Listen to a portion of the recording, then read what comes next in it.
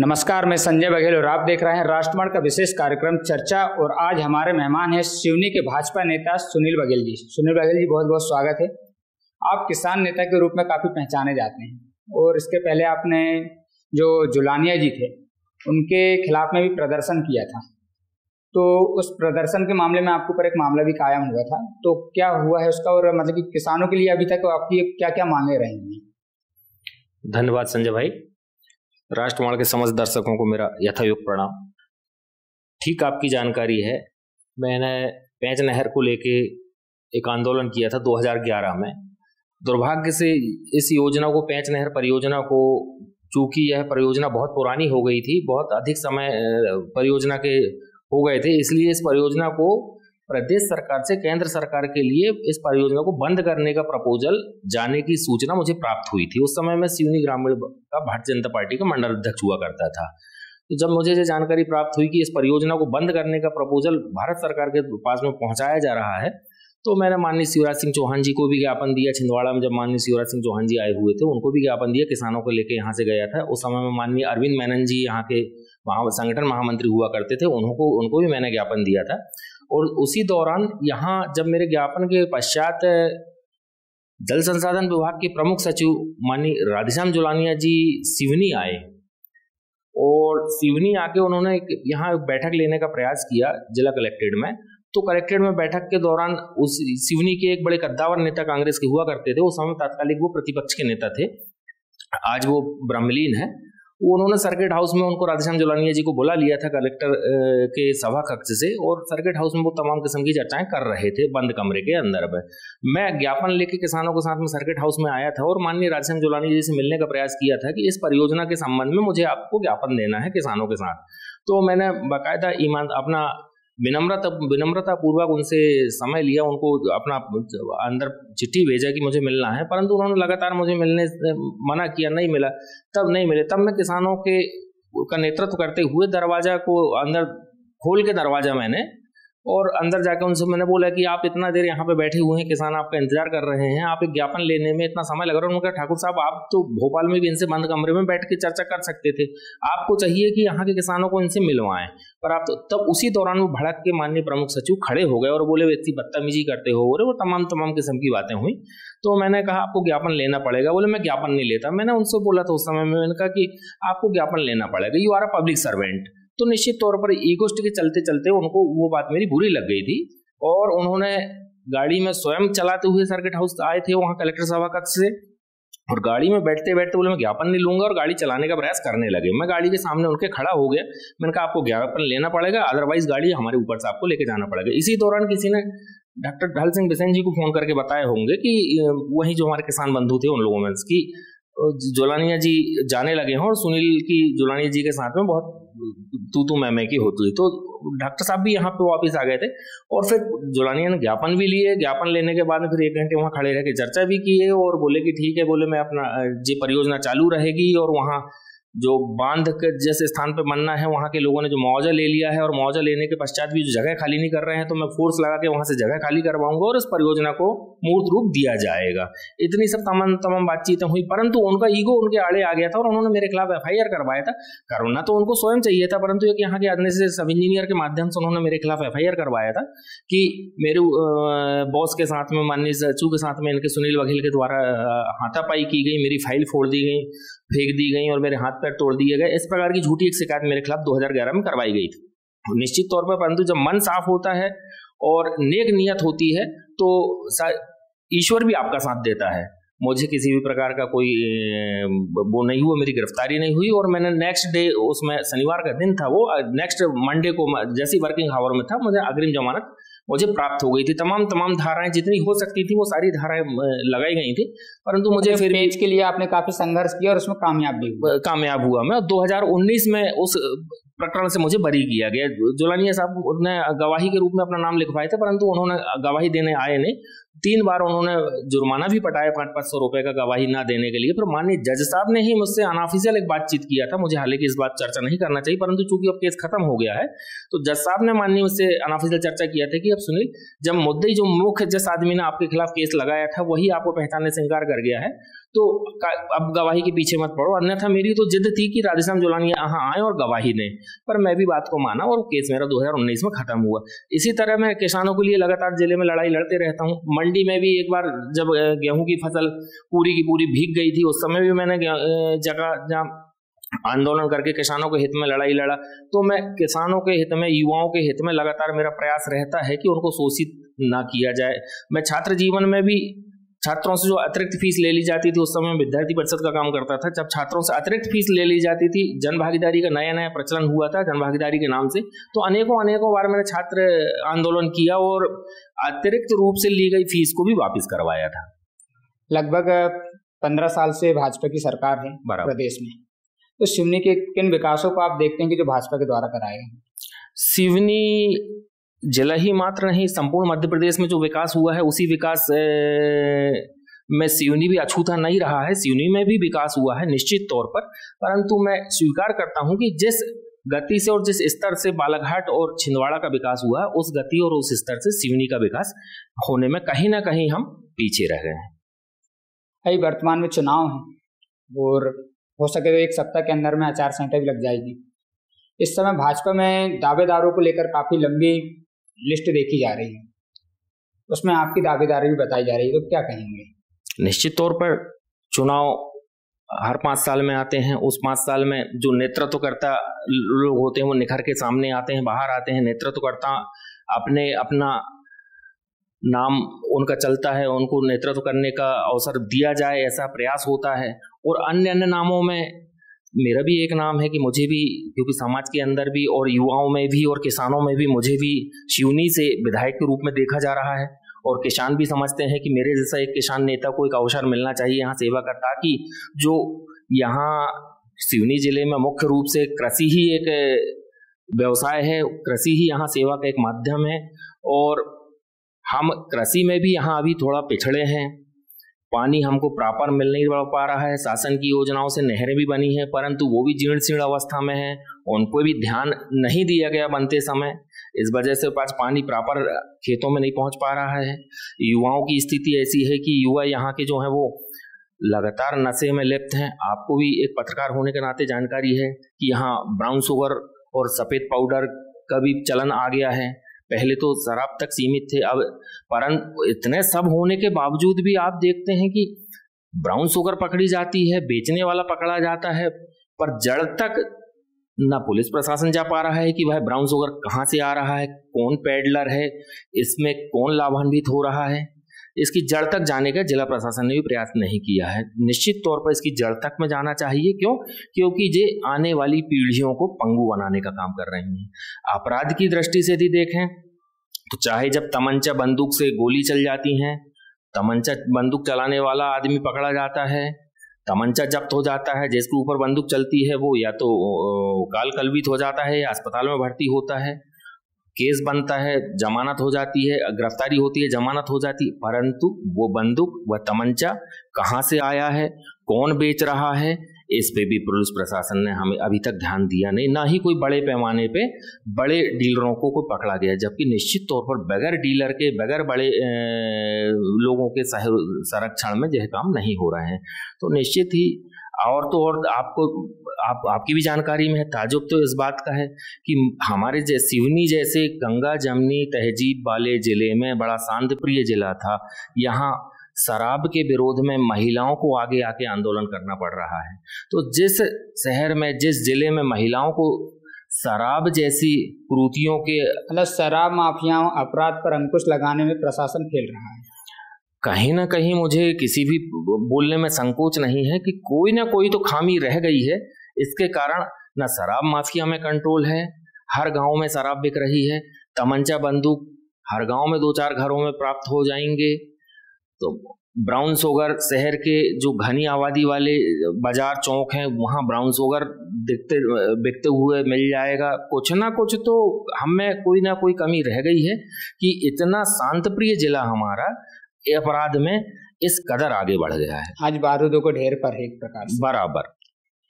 बागरी समाज एक निर्णायक स्थिति पर है, निश्चित। काफी वोट हैं, तो इस सामाजिक फैक्टर को आप कैसे देखते हैं इस चुनाव में?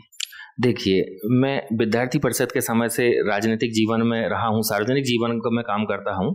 स्वामी विवेकानंद की विचारों से मैं बड़ा ओतप्रोत था कि समाजवाद, सामाजिक समीकरणों के आधार पर राजनीति करना कहीं ना कहीं बहुत अच्छी बात नहीं है, परंतु लोकतंत्र में मतदाताओं की स्थिति और मतदाताओं की संख्या के आधार पर ही लोकतंत्र का परिणाम तय होता है। उस दृष्टि से सिवनी विधानसभा में लगभग 17% बघेल समाज के मतदाता हैं, 21% कुर्मी समाज के मतदाता हैं और भी अन्य अन्य समाज के मतदाताओं का प्रतिशत इनसे थोड़ा नीचे जाएगा। तो नेतृत्व किसी भी दल को हो, जो बहुतायत समाज जिसकी भागीदारी है उसको देना चाहिए, ऐसी मैं मानता हूँ। वर्तमान में जिस तरह से चुनाव है और उसको लेकर अभी एक चर्चा बहुत जोरों पर है कि इस बार भाजपा किसी प्रकार की कोई गलती नहीं करना चाहती है और उसके लिए वो कई विधायकों की टिकट भी काटने को तैयार है। सिवनी पर भी यह खबर बहुत जोरों पर है कि सिवनी विधायक दिनेश राय मनमोहन की टिकट कट सकती है, इसे कैसे देखते हैं?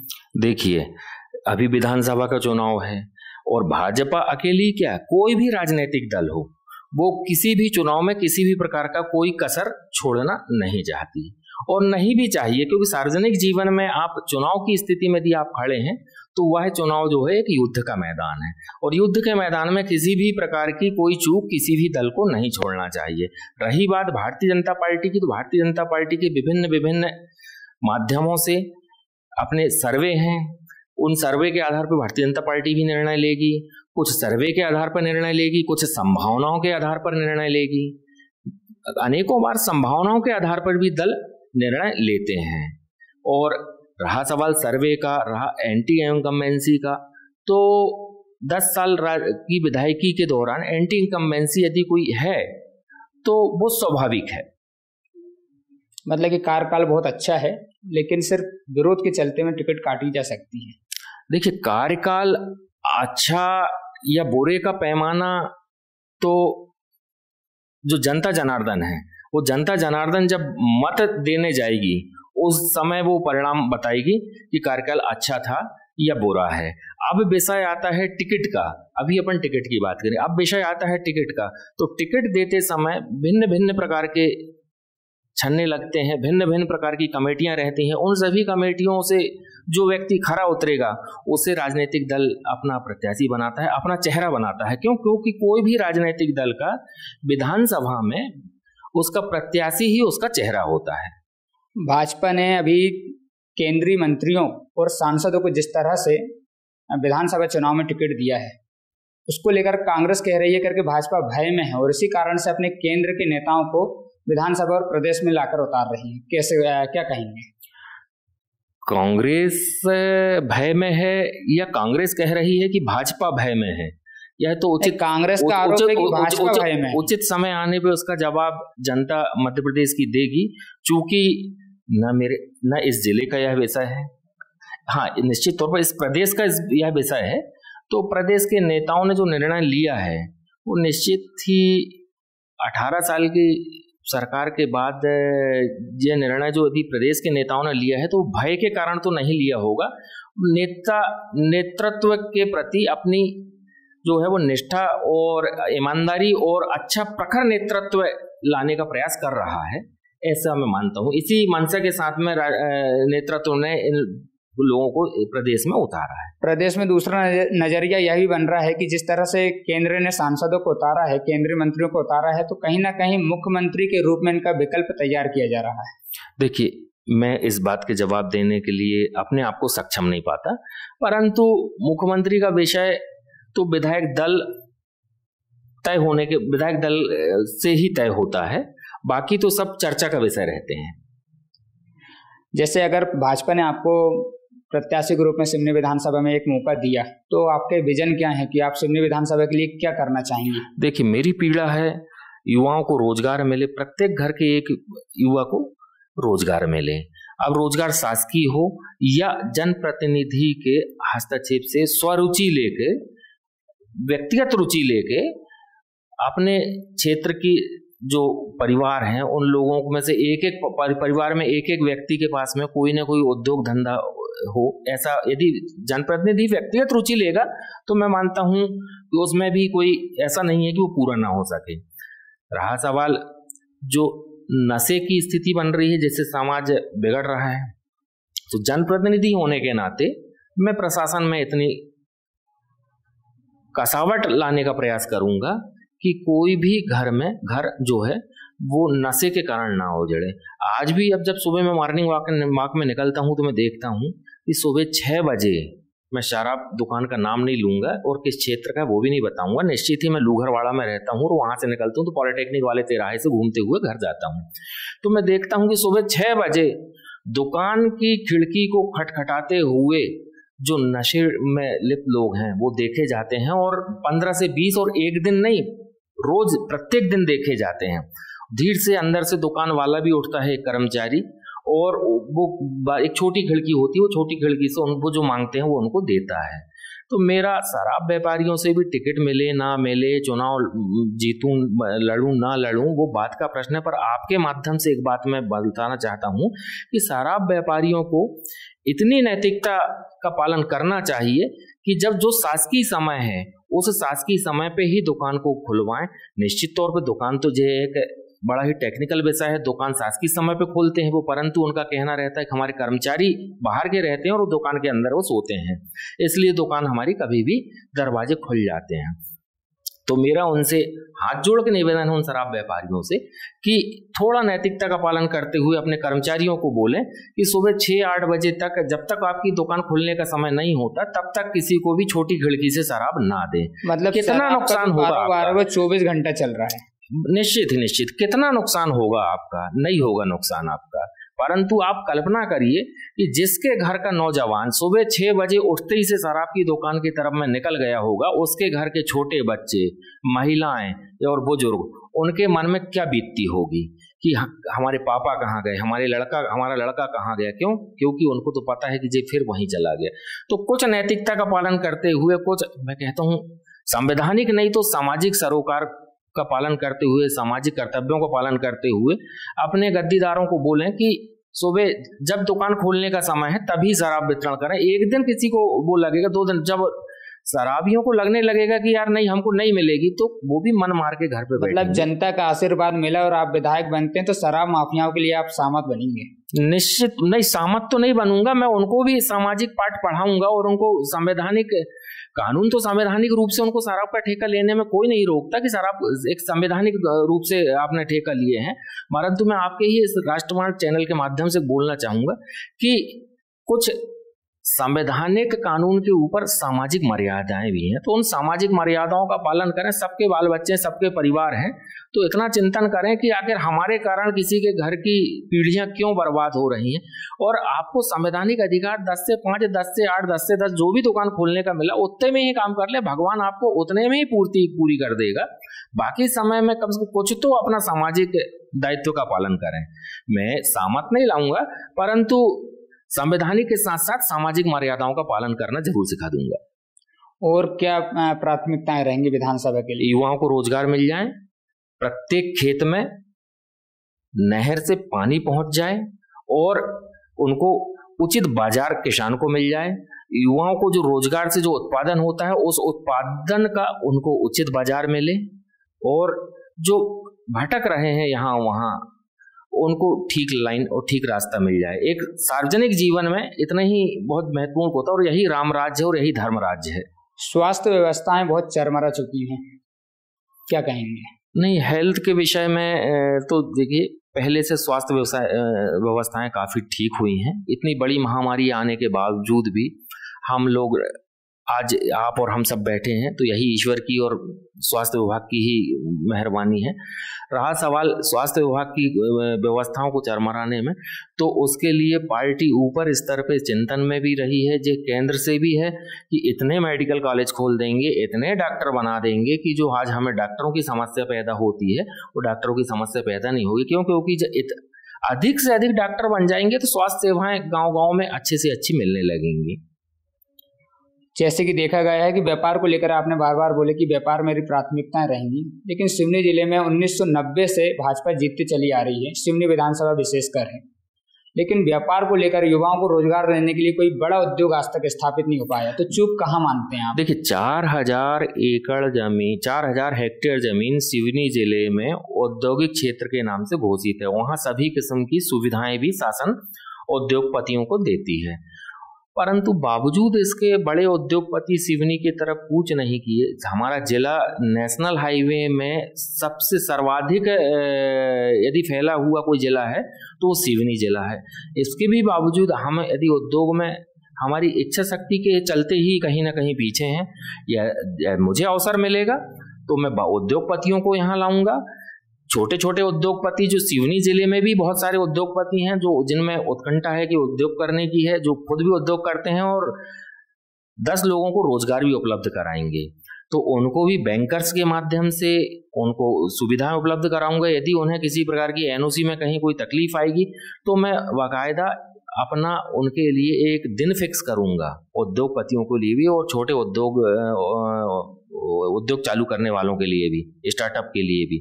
और उनको जो समस्याएं हैं, क्योंकि वो उद्योग करेंगे तो निश्चित ही उनका परिवार तो चलेगा, पर हमारे जिले के लोगों को भी उससे रोजगार मिलेगा। हम व्यक्तिगत रुचि लेके उनकी मदद करेंगे। आने वाले विधानसभा चुनाव में धर्म कितना असर करेगा चुनावों पर? देखिए, विधानसभा चुनाव अकेले की विषय नहीं है।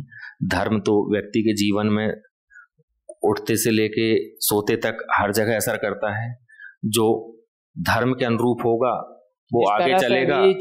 चुनावी साल है, उसके बाद क्या नेताओं ने जिस तरह से धर्माचार्य संतों पर मतलब कि अपने आप को शरणागत हो चुके हैं, बिल्कुल नतमस्तक हैं, कोई कथा करा रहा है, कोई भागवत करवा रहा है, तो अलग अलग जिले में ये देखने को मिल रहा है। और ये भी देखने को मिल रहा है, ये भाजपा के लिए नहीं है, कांग्रेस के लिए भी। तो ये मतलब कितना असर करेगा?